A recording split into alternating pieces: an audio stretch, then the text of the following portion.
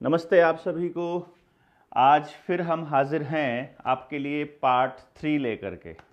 आज ये तीसरी वीडियो है अपनी रुपए वाली किताब को समझाते हुए, जिसमें हम सारे के सारे पॉइंट्स को, सारे पाठों को एक एक करके आपको समझा रहे हैं और आपको बता रहे हैं कि लेखक अपनी किताब में कहना क्या चाह रहे हैं। यानी कि जो संदेश आपको देना चाह रहे हैं वो संदेश आप तक वैसा का वैसा जाए, इसकी कोशिश में हम इसके पूरे भाग को आपको एक्सप्लेन करके बता रहे हैं। तो जो आज का जो टॉपिक है अपना, पीछे हमने कर लिया टॉपिक, जो पिछला टॉपिक था वो ये था कि हम रुपए के इतिहास को समझने की कोशिश कर रहे थे। फिर उसके बाद हमने रुपए के ऊपर जो वित्त मंत्रालय से जवाब मांगा, उन्होंने कहा कि हमारे पास वैध रुपए का कोई दस्तावेज नहीं है। वो इस किताब के पेज नंबर 135 से 238 तक दिया हुआ है। वो हम आपको सिलसिलेवार जब वहाँ तक पहुँचेंगे तो हम आपको बताएंगे। तो आज का जो हमारा लेसन है वो भारतीय रुपए को समझने का है। देखिएगा, ये क्यों ज़रूरी है समझना, क्योंकि रुपया मूल्य का मापक है और किसी भी वस्तु के मूल्य को मापने के लिए हमें जब मुद्रा की आवश्यकता पड़ेगी तो हमें रुपए की आवश्यकता पड़ेगी। जब तक भारत का नागरिक भारत का रुपया इस्तेमाल कर रहा है तब तक वो अपने देश की संप्रभुता को बचा रहा है। तो इसलिए बहुत ज़रूरी हो जाता है कि पहले वो रुपए को समझे। किसी भी कॉलेज में, किसी स्कूल में रुपए को नहीं समझाया जाता और ये बड़ा दुर्भाग्य है हमारी आने वाली जनरेशन्स के लिए, अगली पीढ़ियों के लिए, कि जब उन्हें पता ही नहीं होगा कि जो उनके विनिमय का साधन है वो क्या है। डिजिटल ग्लोबलाइजेशन, इंटरनेट, आईटी क्षेत्र, तकनीक और विज्ञान, इन सब का ड्रामा तभी तक वैलिड रहेगा जब तक आपके पास में इन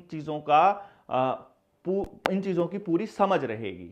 अर्थात आपकी जेब में जो रुपया है या जो आपके मोबाइल में जो डिजिट है, आजकल के बच्चे उसी को रुपया समझने लग गए हैं। ये बहुत बड़े दुर्भाग्य की बात है। तो आज इसलिए आपको समझाएंगे कि रुपया क्या है, रुपया क्या काम करता है और रुपए ने अभी तक मतलब पहले तो हम यही समझ लें चलो कि रुपया क्या है। तो भारतीय रुपया, प्राप्त दस्तावेजों एवं खोजों से पता चलता है कि मुद्रा का चलन अति प्राचीन है। मुद्रा का जन्म मानक धातु एवं मानक मूल्य पर आधारित है। वैदिक काल, प्राचीन काल से लेकर आज तक वैध मुद्रा मानक और मूल्य पर आधारित था। यानी कि जो वैध मुद्रा है वो मानक और मूल्य पर आधारित था और है, जिसके बहुत से प्रमाण हैं। लेकिन अंग्रेज इतिहासकार और अर्थशास्त्रियों ने रुपए के जन्म देने का श्रेय शेरशाह सूरी को दिया।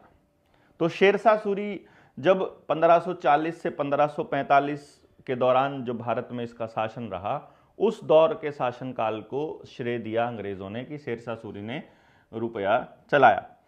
इसलिए उसका कारण क्या है कि शेरशाह सूरी ने प्राचीन समय से चली आ रही मुद्रा के मानक मूल्य को अपनाते हुए उस मुद्रा का नामकरण, उसका नाम रुपया रखा, जो दस्तावेजों में अंकित है। यानी कि जो चांदी का सिक्का, जिसको उस मुद्रा का नाम चांदी का सिक्का दिया, वो रुपए के नाम से अंकित है। अब सबसे पहली बात जो आती है यहां पर वो ये आती है कि अगर किसी ने उसको लिखित दस्तावेज बना दिया है कि ये भारत की मुद्रा है और इसका नाम रुपया है, तो अब उस रुपए को कभी भी, मतलब इस मुद्रा को कभी भी, उसके मानक को कभी भी बदला नहीं जा सकता। ये एक बिंदु है जो आपको हमेशा ध्यान रखना है कि किसी भी मापक के मानक को कभी बदला नहीं जा सकता। अगर बदला जा सकता है तो कोई प्रोविजन नेचुरल प्रिंसिपल में होगा, उसका उल्लेख आपको करना पड़ेगा, बताना पड़ेगा, जस्टिफाई करना पड़ेगा कि इसकी वजह से किसी भी एक व्यक्ति के साथ शोषण ना हो रहा हो। क्योंकि स्टैंडर्ड का काम ही यह है, मानक का काम ही यह है कि वह शोषण को रोके।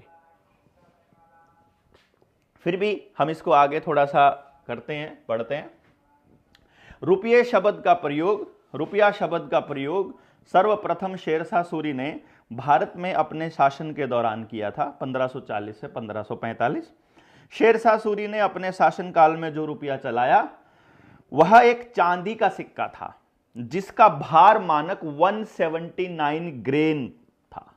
179 ग्रेन में लगभग 11.635 ग्राम यानी लगभग 1 तोला होता है। 1 तोले में 664 होता है। और मैं आपको बताऊं 1 ग्रेन का जो वजन होता है वो 64.8 मिलीग्राम होता है। जो ग्रेन है उसका जो वजन है वो 64.8 मिलीग्राम होता है। रुपए की बड़ी इकाई के रूप में सोने का सिक्का, देखो जैसे क्या होता है 1 रुपए का सिक्का है या 1 रुपए का नोट है, फिर 1-1 रुपए के 5 नोट लेके रखो तो बड़ी इकाई 5 रुपए का नोट हो जाता है। फिर 100 का नोट हो गया इसी तरह से, फिर 200 का, 500 का नोट हो गया और 1000 का नोट भी था कि 1000 रुपए लेकर चलेंगे, उससे बढ़िया एक नोट में 1000 रुपया। तो इस तरह से जो सिक्का ही उस टाइम पर रुपया था, तो एक जो छोटी इकाई थी वो चांदी का सिक्का था और जो बड़ी इकाई थी वो सोने का सिक्का था, यानी कि और जिसका वजन 1 तोला था, जिसे चलन में लाया गया उसे मोहर या 10 रुपए कहा जाता है। अब उस वक्त की बात जब ये हो रही है, उस वक्त चांदी और सोने की जो उपलब्धता है उसका अनुपात क्रमशः 10:1 है और जो कीमत है वह भी इसी तरीके से है कि सोने की जो कीमत है वो चांदी से 10 गुना है। तो जो सिक्का है उसकी चाहे धातु की कीमत की बात की जाए, चाहे उसमें उसका मानक रखा जाए, वो वही रहेगा, चाहे आपके पास सोने का सिक्का हो चाहे आपके पास चांदी का सिक्का हो। तो चांदी का सिक्का 1 रुपए के बराबर है और सोने का सिक्का 10 रुपए के बराबर है। सोने के सिक्के का नाम मोहर है, वो बड़ी इकाई है, लेकिन रुपया वही रहेगा क्योंकि सोना एक ऐसी धातु है जिसको स्टैंडर्ड के रूप में इस्तेमाल किया जाता है। तो असल मानक यही रहेगा 10 रुपया बराबर 1 तोला सोना। जो भारत में प्रथम बार सैद्धांतिक मुद्रा रुपए का जन्म हुआ, जो रुपए का वैध दस्तावेज है, लीगल टेंडर। अब आपको एक बात समझनी पड़ेगी, रुपए का जो वैध दस्तावेज है वो यही है और ये हमारे यहां अब आगे आओगे आपको सबूत मिलेंगे इसके सारे के सारे, चिंता मत कीजिए। रुपए से छोटी इकाई के रूप में तांबे का सिक्का चलाया गया जिसे दाम कहा जाता था। कालांतर में मुगल शासन के दौरान पूरे उपमहाद्वीप में मौद्रिक प्रणाली सुदृढ़ करने के लिए तीनों धातुओं के सिक्कों का मानकीकरण किया गया, उनका स्टैंडर्डाइजेशन कर दिया गया। शेरशाह सूरी के शासनकाल के दौरान आरंभ किया गया रुपया आज तक प्रचलन में है। यानी कि यदि आपके पास आज भी शेरशाह सूरी के समय का रुपया आपके पास हो तो उसको अभी तक भी इनवैलिड या इलीगल नहीं किया गया है। अर्थात उस वक्त के 10 रुपए का अगर सिक्का आपके पास है शेरशाह सूरी का, तो वो एक जो सिक्का सोने का अगर आपके पास होगा तो उसे बैंक में अगर आप आज लेकर के जाओगे तो वो 10 रुपए में लिया जाएगा, वो आज भी चलन में है। तो यानी कि आपके जो 10 रुपए की कीमत है वो वही है जो उसके सोने के सिक्के की है।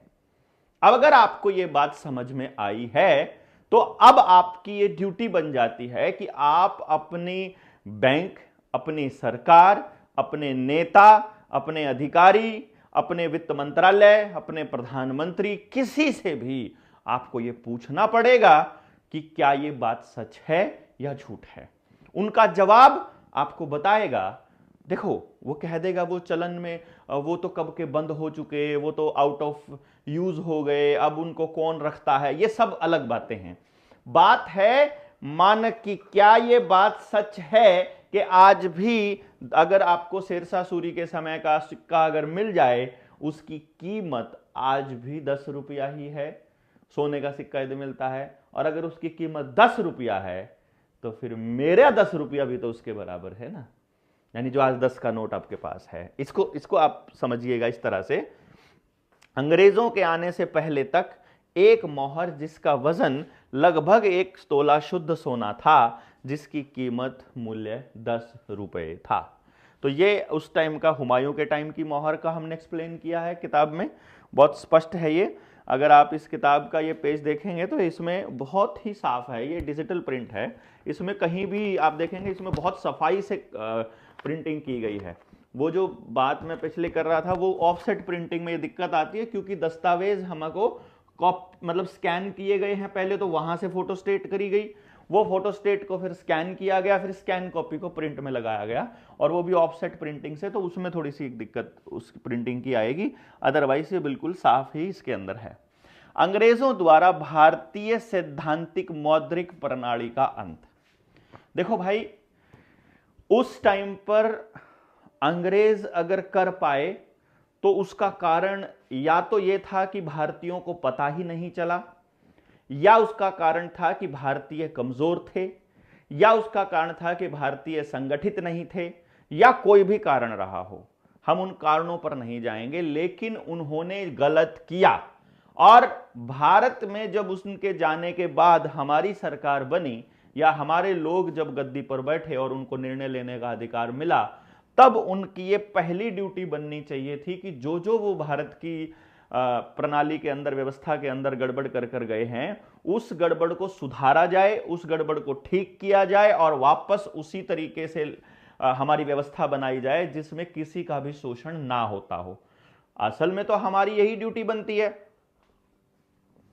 यदि उन्होंने नहीं किया तो ये उनकी गलती थी, और यदि अब पता लगने के बाद आप इस दिशा में काम नहीं करते हैं, चाहे कुछ भी कीजिए, मैं ये कह रहा हूं, वैचारिक तौर पर अपनी डायरी लिखिए ताकि आपकी अगली पीढ़ी को पता चले, आप पेजेस में नोट्स बनाइए, आप अपने फेसबुक पर लिखिए, आप अपने यूट्यूब पर वीडियो बनाइए, आप अपनी बातों को रखिए, आपकी बात हो, वो मेरी बात ना हो, वो किसी संगठन की बात ना हो, वो जनता की बात बन जाए। इसलिए जितने साथी इस वीडियो को सुन रहे हैं और जो सुन रहे हैं, जहां भी आपके साथ या आपके साथ नहीं किसी के साथ भी अगर अन्याय हो रहा है, आपको बोलना पड़ेगा। और यदि कोई कहता है कि तुम कौन हो बोलने वाले, तब आपको बताना पड़ेगा कि भारत के संविधान ने हमारे को 51 धारा के अंदर हमको प्रोविजन दिया है संविधान के अंदर कि भाई हम लोग अपने मतलब संविधान ने हमको दिया है कि हम देश में चल रही किसी भी गलत गतिविधि का जो भारत की संप्रभुता को नुकसान पहुंचाती हो उसका विरोध कर सकते हैं, बल्कि हमें करना चाहिए, ये हमारे मौलिक कर्तव्यों में आता है। तो आपको ये बात हमको ध्यान रखनी पड़ेगी। अब ये इसलिए समझना जरूरी है कि देश पहले किस पोजीशन पर था और आज किस पोजीशन पर है। इसके अंदर जब आप इस किताब को, जिसके पास ये किताब है, अगर आप पढ़ेंगे तो इस किताब के अंदर हमने ये मेंशन किया हुआ है कि मैं आपको पेज नंबर भी बता देता हूं, पेज नंबर 126, पेज नंबर 126, ये देखिए 126 से लेकर के और पेज नंबर 134 तक हमने ये एक्सप्लेन किया है कि भारत की अर्थव्यवस्था किस तरह की थी उस वक्त जब अंग्रेज आते हैं तब। अगर आपको ये साफ दिखाई दे रहा हो तो मैं ये दिखा रहा हूं, ये जो कलर है ऊपर केसरिया रंग है, ये हमारे भारत की अर्थव्यवस्था है। और जब साल 1 है एडी, यानी आज से 2025 साल पहले, तब हमारी अर्थव्यवस्था 51,800 मिलियन डॉलर के बराबर है। 51,800 मिलियन डॉलर के बराबर है जब ये जीडीपी है सारे कंट्रीज की। और चाइना 42,000 मिलियन डॉलर के साथ सेकंड नंबर पर है, और इटली 12,000 के बाद तीसरे नंबर पर है, और Turkey, France, Egypt, Iran, Spain, Mexico, Brazil, Germany, Bangladesh, ठीक है, इंडोनेशिया, पाकिस्तान और जापान। ये तब की बात हो रही है जब उस एरिया की बात हो रही है, जब हम ये वाला पार्ट लेते हैं कि यानी कि जो रीजन पाकिस्तान का है ये वहां की पार्ट हो रही है कि उस रीजन की अर्थव्यवस्था इस लेवल पर थी। यानी अगर हम टॉप के 10-15 कंट्रीज की बात करें, ये 15 कंट्रीज हैं टोटल, तो टॉप के 15 देशों की अगर हम बात करें तो जिस वक्त हम बात कर रहे हैं आज से 2025 साल पहले की, जिन लोगों ने हम पर राज किया, ऐसा फैलाया गया, अंग्रेज यानी कि इंग्लैंड, उसकी अर्थव्यवस्था टॉप 15 में कहीं पर भी नहीं है, इंग्लैंड की अर्थव्यवस्था। आप इसके बाद जिस टाइम पर अर्थव्यवस्था, यहां 1600 ईस्वी की बात हम करते हैं कि 1600 में अंग्रेज भारत में आए थे, उस टाइम तक चाइना दुनिया की सबसे बड़ी अर्थव्यवस्था बन चुकी है। इससे पहले 1500 में भी अगर आप देखते हो, अंग्रेजों के आने से पहले, तो भारत पहले नंबर पर आता है।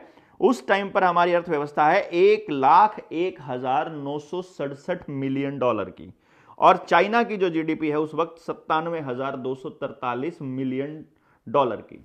और उस टाइम पर जो रुपया है वो सोने और चांदी में ही लिया और दिया जा रहा है। यानी आप इसको ऐसा समझ सकते हैं कि यदि आज आपका एक सोने का सिक्का, यानी सोने का सिक्का मतलब 1 रुपए की जो मोहर है, 1 तोला सोना जो है, यदि आज 85,000 रुपए के बराबर आ रहा है, एक सोने का सिक्का 85,000 रुपए के बराबर है, यानी कि 10 रुपये बराबर 85,000, तो 1 रुपया बराबर 8,000 के करीब आता है। यानी कि जितनी अर्थव्यवस्था है इसका 8,000 गुना है उस वक्त की भारत की अर्थव्यवस्था।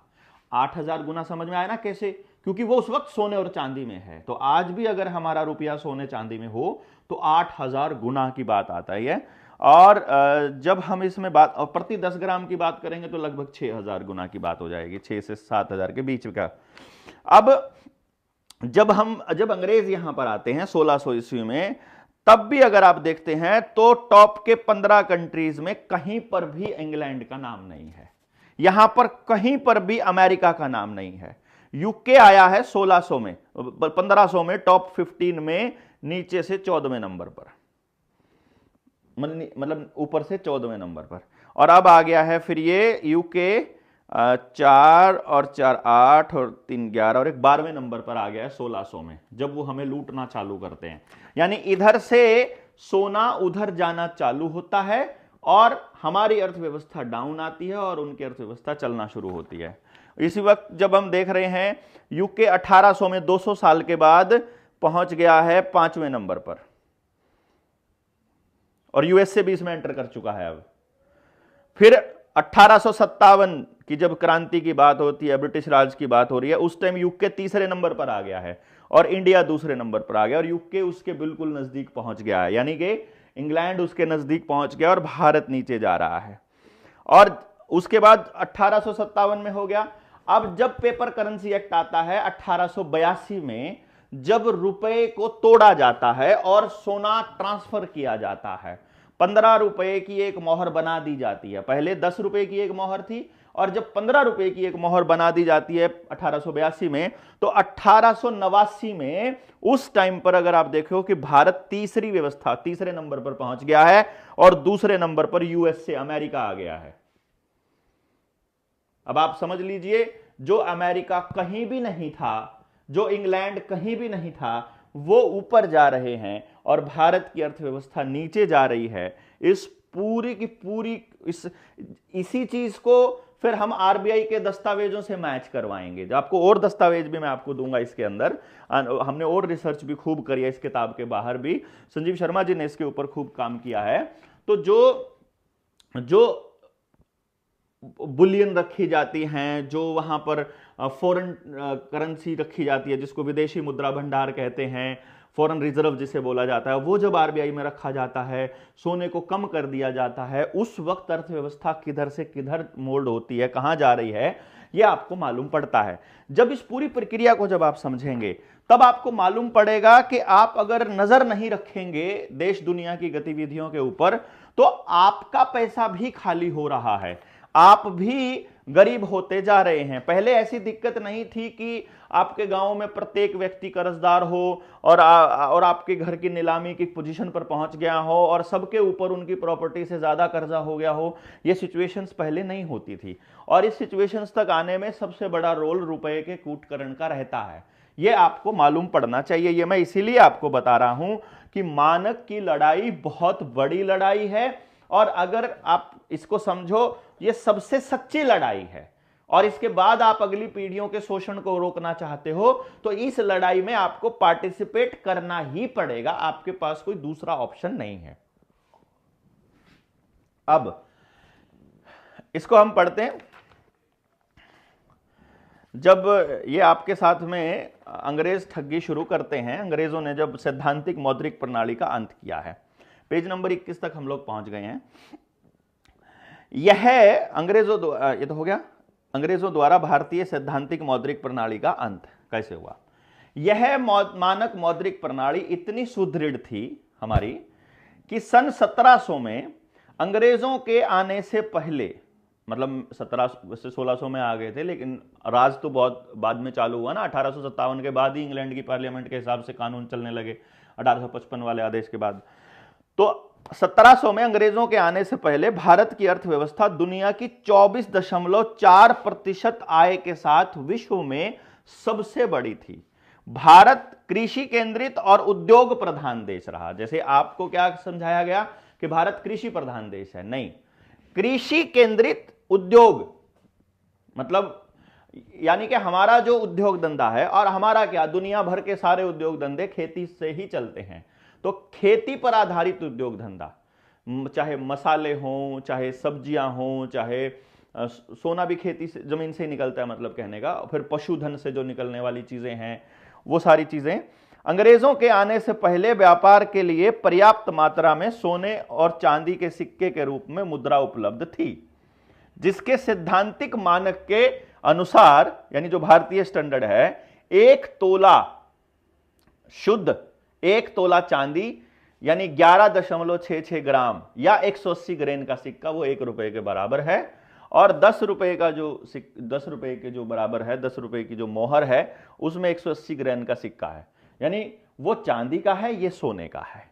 जब अंग्रेज भारत पर कब्जा किए, तब भारत का लूटपाट और शोषण करना शुरू किया, और शोषण करने का सबसे उत्तम हथियार भारतीय मुद्रा रुपये को चुना। इसके लिए मुद्रा बाजार की स्थापना करके मुद्रा के मूल्य को घटा बढ़ाकर भारत के लोगों का शोषण शुरू किया, यानी कि मुद्रा बाजार बना दिया कि रुपए की वैल्यू वर्ल्ड की इकोनॉमी के हिसाब से तय होने लग जाए, और हमें तो कुछ पता नहीं होता। अभी देखिए, आपकी संसद में जो कानून बन रहे हैं उनसे हम अनभिज्ञ हैं, हमें जानकारी नहीं दी जाती है। जब भी देश की जनता के खिलाफ कोई कानून बन रहा होता है, उसी वक्त देश में मीडिया के अंदर कोई और प्रोपेगेंडा चल रहा होता है, और उस वक्त हमारा ध्यान उधर रहता है और पीछे से कोई कानून बना दिया जाता है, और फिर सारी एजेंसियां, चाहे कोर्ट है, वकील है, पुलिस है, एसडीएम है, तहसीलदार है, डीसी है, फिर वो सब कानून का हवाला देते हुए, पॉलिसी मैटर का हवाला देते हुए आपका शोषण करते रहते हैं। तो जो पॉलिसी बना रहा है उसके ऊपर निगरानी रखना बहुत ज्यादा जरूरी है, ताकि उसकी एक एक गतिविधि के ऊपर नजर रखी जा सके कि तुम ये पॉलिसीज किस लिए बना रहे हो, किसके लिए बना रहे हो, जिसके लिए बना रहे हो उसकी राय ली है कि नहीं ली है, इसके जो विपरीत पहलू है, इसका जो विपक्ष है, इसके जो खिलाफत करने वाले लोग हैं, या इसके खिलाफ बोलने वाले लोग हैं, या इसका नुकसान बताने वाले लोग हैं, उनसे राय ली है कि नहीं ली है, उनका पक्ष सुना गया है कि नहीं सुना गया है, ये बहुत ज्यादा इंपॉर्टेंट रहता है। और आप अगर इसको नहीं समझेंगे तो फिर हम लोग नुकसान में ही रहेंगे मोस्टली।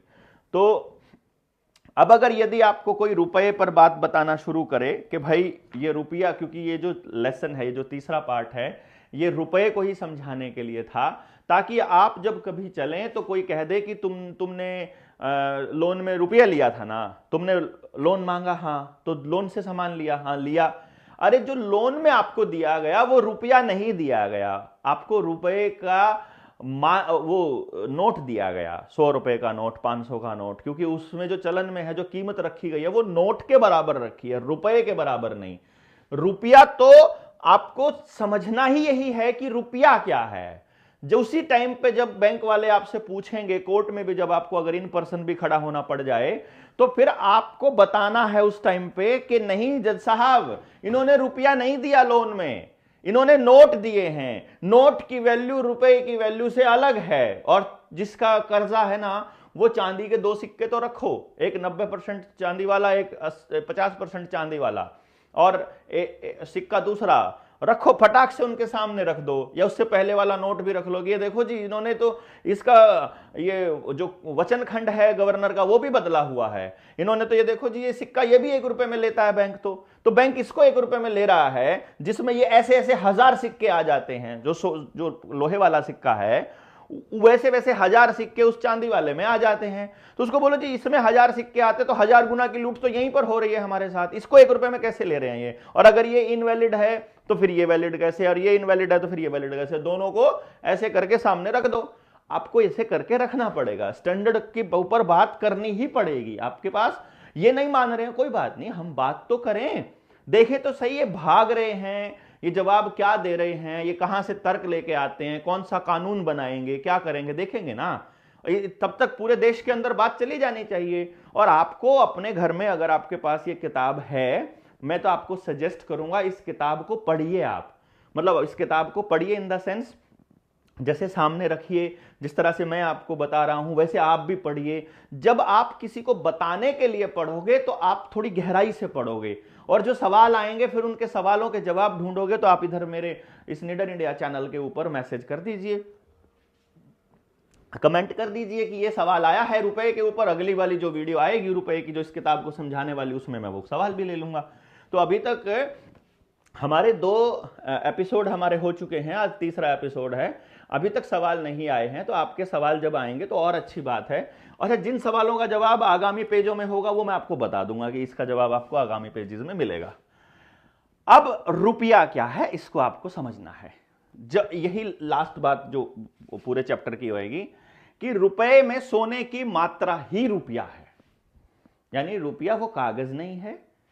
जैसे कि वजन को हम देखते हैं ना, उसका मानक जो है वो वजन है, कितना वजन, 1 किलो वजन। जैसे 1 मीटर है, अब 1 मीटर किसको कहेंगे हम, 1 मीटर वजन किसे कहेंगे? जब हम दूरी के मापक को देखा जाता है तो उसमें प्रकाश की गति को केंद्र में रख के लिया जाता है। तो जैसे प्रकाश की गति है 3 लाख किलोमीटर प्रति घंटा, तो 1 सेकंड में 3 × 10⁸ शायद होता होगा, इस तरह से इतने मीटर उस पर सेकंड में 3.6 इंटू वो कैलकुलेट कर लिया जाता है। तो फिर उसको 1 मीटर में, मीटर और सेकंड में लेकर के फिर ये कहते हैं कि 1 इतने सेकंड में प्रकाश जितनी दूरी तय करता है that is equal to 1 metre. ये 1 मीटर का स्टैंडर्ड है, क्योंकि प्रकाश अपनी गति कभी नहीं बदलेगा। उसका रीजन ये है कि किसी भी चीज का जो मानक होता है वो फिक्स होना चाहिए। कोई भी ऐसी चीज जो फिक्स होनी चाहिए, उस फिक्स चीज को ही हम लोग इसका स्टैंडर्ड लेते हैं किसी भी चीज को नापने का। तो फिक्स चीज के मुकाबले फिक्स चीज ली जाती है। तो इसलिए सोने को लिया गया कि वो घटता बढ़ता नहीं है, जंग नहीं लगता है, उसके ऊपर केमिकल रिएक्शन पानी का नहीं होता, मौसम का कोई फर्क नहीं पड़ता, दबाव कितना ही हो उसका कोई फर्क नहीं पड़ता, पीट लो कूट लो, उसकी चादर बना लो, लोहे की बनाओगे तो वो झड़ता रहेगा, नीचे साइडों में तो कम होता जाएगा, उस पर जंग लगता जाएगा। तो ऐसी कोई धातु जैसे वो कह रहे हैं ना कि सोने को इसलिए हटा दिया गया कि सोने की मात्रा कम थी। अरे भाई, लूट हो रही है इसलिए कम आपको दिखाई दे रही है। आप इतने ग्राम से ज्यादा सोना नहीं रख सकते। ये ड्रामा सरकार ने इसलिए किया कि आप कभी भी अमीर ना बन सको, कभी भी आप समृद्ध ना हो सको, क्योंकि सोना ही एकमात्र पैमाना है आपकी अमीरी का, और कोई पैमाना नहीं है। जबकि सिद्धांततः मुद्रा का मानक मूल्य स्थिरांक होता है, घटाया या बढ़ाया नहीं जा सकता। ठीक उसी प्रकार जैसे भार की मापक किलोग्राम, दूरी की मापक फीट, समय की मापक मिनट इत्यादि मापकों के मानक स्थिरांक होते हैं, उसी प्रकार भारतीय मुद्रा रुपए की जो मूल्य की मापक है, इसकी मानक मात्रा और मूल्य भी स्थिरांक होगा। इसके पार्ट आपको समझने हैं। सबसे पहली बात, मानक मात्रा को ही रुपया कहा जाता है, जो मूल्य मापने का बाट है। मानक मात्रा ही ज्ञान विज्ञान या सिद्धांत है। मानक मात्रा ही लोक कल्याणकारी अवधारणा और नैसर्गिक न्याय है। नैसर्गिक न्याय जो फंडामेंटल और जो यूनिवर्सल लॉ है, जो जस्टिस है, वो यही है, नेचुरल जस्टिस इसको हम कहेंगे। मानक यानी स्टैंडर्ड मात्रा ही उत्पादन का स्रोत व सेवा की प्रतिस्पर्धा है और मानक मात्रा ही आर्थिक आजादी और सर्वांगीण विकास है। अब इस बात को जब आपको समझ में आ जाएगा तब आप कहीं भी बोल सकेंगे कि रुपया असल में क्या है, जिसका मूर्त रूप सोने की मानक मात्रा है, जो नैसर्गिक सिद्धांत है, नेचुरल प्रिंसिपल जिसे हम कहेंगे, जो अर्थशास्त्रियों के शब्दों में अपने आप में कुछ नहीं, यानी मनी इज ना, वो कहते हैं मनी तो क्या, कुछ भी नहीं, वो उसको उस लेवल तक लेकर जाना चाहते हैं कि मनी कुछ भी ना हो, यानी वो डिजिट तक लेकर जाना चाह रहे हैं। आपको लगे कि भाई जीने के लिए सिर्फ डिजिट चाहिए होते हैं, इतने डिजिट मेरे पास पड़े हैं, मैं आपको यही तो बता रहा हूं। जब डिजिटल भारत बनाया है, जब इन्होंने डिजिटल इंडिया बनाया है, तो बेसिकली ये क्या करना चाह रहे हैं, आपको यूनिवर्सल बेसिक इनकम पर लाना चाहते हैं और प्लस सोशल सिक्योरिटी सिस्टम में लाना चाहते हैं। और उसका जो तरीका रहेगा वो सोशल क्रेडिट स्कोर रहेगा, यानी आप सबको कर्जदार बनाकर क्रेडिट स्कोर बना देंगे। आपका क्रेडिट स्कोर के ऊपर भी एक अलग से वीडियो हम बनाएंगे। तो यह परिकल्पना बता रहे हैं, साध्य नहीं साधन है जो संपत्ति के बदले संपत्ति की कीमत के रूप में विनिमय करती है, और मुद्रा के रूप में हजारों वर्षों से चली आ रही है और आज भी उसकी विश्वसनीयता कायम है, केवल स्टैंडर्ड वाली मुद्रा। मापक के सिद्धांत के अनुसार दुनिया के हर मापक का मानक मात्रा स्थिरांक होता है, उसी प्रकार भारतीय मुद्रा मूल्य की मापक है, इसकी मानक मात्रा भी स्थिरांक होती है, इसे घटाया या बढ़ाया नहीं जा सकता। रुपए के मानक मूल्य को घटाना या बढ़ाना, दोनों, घटाया भी नहीं जा सकता और बढ़ाया भी नहीं जा सकता, वो अवैध है, कानूनन जुर्म है। और हमारा जो बीएनएस है, जिसे भारतीय न्याय संहिता 2023, उसके अध्याय 10 की धारा 178 से 188 तक सिक्कों का, करेंसी नोट का, बैंक नोट का, सरकारी स्टैंप का कूटकरण अपराध संबंधित धाराएं हैं, यानी ये क्रिमिनल एक्ट है। आईपीसी की धारा जो अध्याय 18 था, उसकी धारा 489 ABCDE था, तब करेंसी नोट, बैंक नोट के कूटकरण से संबंधित और आपराधिक धाराएं वो पहले थी, वो अब बीएनएस की अध्याय 10 धारा 178 से 188 हो गई है, जो पहले 132 से 154 हुआ करती थी और ये 489 हुआ करती थी। वो सारी टोटल यहाँ पर लेके आ गए, जिसमें आजीवन कारावास तक का प्रावधान है, जो एक प्रमाणिक साक्ष्य है, यानी कि ये एक प्रूफ है कि रुपए का या कूटकरण, उसके मानक का कूटकरण कभी भी नहीं किया जा सकता। अब आप लोगों को यह बात समझनी पड़ेगी कि आप जब बात करें तो रुपए को किस एंगल से आपने परिभाषित करना है। ये बहुत ज़रूरी है ताकि आप आने वाली पीढ़ियों को अपनी शोषण से बचा सकें, आप उनके लिए लड़ाई लड़ सकें, आप उनको समझ दे सकें। तो अपने घर में जब आप इस किताब को पढ़ेंगे और आपके बच्चे जब आपको बोलते हुए सुन रहे होंगे, तब उनको भी मालूम पड़ रहा होगा कि उनके साथ बहुत बड़ी ठगी हो रही है, बहुत बड़ा शोषण उनका हो रहा है। उस शोषण से बचने के लिए आपको पूरे गांव को जागृत करना पड़ेगा, जगाना पड़ेगा। 200 लोगों की टीम हम तैयार कर रहे हैं, जो पूरे देश के अंदर, अभी फिलहाल हरियाणा को टारगेट लेके हम कर रहे हैं कि पूरे हरियाणा के हर गांव में जो अपनी टीम बना दे, जिसका एग्जाम्पल लेकर के, जिससे सबक लेकर के पूरे देश के हर गांव के अंदर एक टीम बने, जो कि इस लड़ाई के अंदर बड़ा अपना रोल अदा कर सके, जो समझा सके, जो टॉर्च बेरर का काम कर सके, जो एक तरह से रोशनी दिखाने का काम कर सके इस अंधकार के दिनों में, जो बता सके कि आपके साथ में क्या क्या ठगियां हो रही हैं। पहले इनको तो समझ लो। जिन लोगों को यही पता नहीं लग रहा है कि उनके घर में रखी हुई मशीन, नई नई चीज़ें जो आ रही हैं इलेक्ट्रॉनिक की, ये सब उनके हो सकता है आने वाले टाइम में मौत का कारण बने, क्योंकि ये जितनी भी मशीनें हैं जो आजकल डिजिटलाइज, मतलब सारी इलेक्ट्रॉनिक हो रखी है, एक आसमान में एक बड़ी सी ईएमपी, इलेक्ट्रोमैग्नेटिक पल्स आएगी और सब चीज़ें धड़ाम धड़ाम धड़ाम धड़ाम धड़ाम से ख़त्म हो जाएंगी, सब कुछ इलेक्ट्रिक ख़त्म हो जाएगा। तो किसी दिन इंटरनेट पे आपका वायरस आएगा और आपका सारा का सारा पैसा खत्म हो जाएगा जब डिजिट में जो रखा हुआ है। मान लो इधर से पैसा खत्म हो जाए, इधर से इलेक्ट्रॉनिक का सामान खत्म हो जाए, जितनी इलेक्ट्रिक गाड़ियां हैं, जितनी गाड़ियों के अंदर अब नए जो गाड़ियां हैं जिनमें इलेक्ट्रॉनिक सिस्टम लगा हुआ है, वो सारी की सारी रुक जाएंगी। तब आपको इस पूरे के पूरे जो कम्युनिटी वाला जो इनका मेट्रो है, जो उस मेट्रो के ऊपर ही आधारित ट्रैवल करना पड़ेगा। उस टाइम पर कोई सरकारी बस अड्डा नहीं होगा, सब कुछ प्राइवेटाइज हो चुका होगा। उस बस में चढ़ने से पहले आपका सोशल क्रेडिट स्कोर चेक करेंगे कि पहले यहाँ स्कैन करो अपना मोबाइल, दिखाओ तुम सरकार की बात मानने वाले हो या सरकार का विरोध करने वाले हो। बीजेपी का जो इनका एक स्पोक्स पर्सन है, वो अश्विनी क्या नाम उसका एडवोकेट है, जो बता चुका है पहले ही कि एक बार आधार के साथ जुड़ जाने दो, फिर इन किसानों का इलाज फिर हम करेंगे। तो वो लोग आपका इलाज करने के लिए आ रहे हैं। आप अपने इस बर्बादी को रोकने के लिए क्या कर रहे हैं, ये बड़ा सवाल है। आप अपने लोगों को कैसे समझा रहे हैं, ये बहुत बड़ा सवाल है।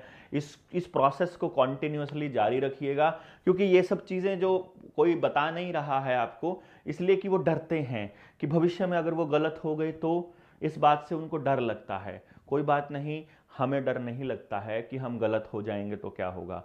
देखिए, आदमी गलती का पुतला है। आज जो सिचुएशन हम देख रहे हैं वो 100% इन बातों की तरफ इशारा कर रही है जो मैं कह रहा हूं। और यदि आप इन बातों को नहीं समझेंगे तो फिर आप ही का नुकसान है, आपकी ही अगली पीढ़ियों का नुकसान है। ये तीसरा पार्ट हमारा खत्म हो गया है, चौथा पार्ट लेकर के हम आपके सामने फिर आएंगे। तब तक आप इस किताब को पढ़िए और इससे संबंधित सवालों को इकट्ठा कर लीजिए, फिर हम सभी सवालों का जवाब आपको एक साथ देने वाले हैं। बहुत बहुत धन्यवाद। जय हिंद, जय भारत।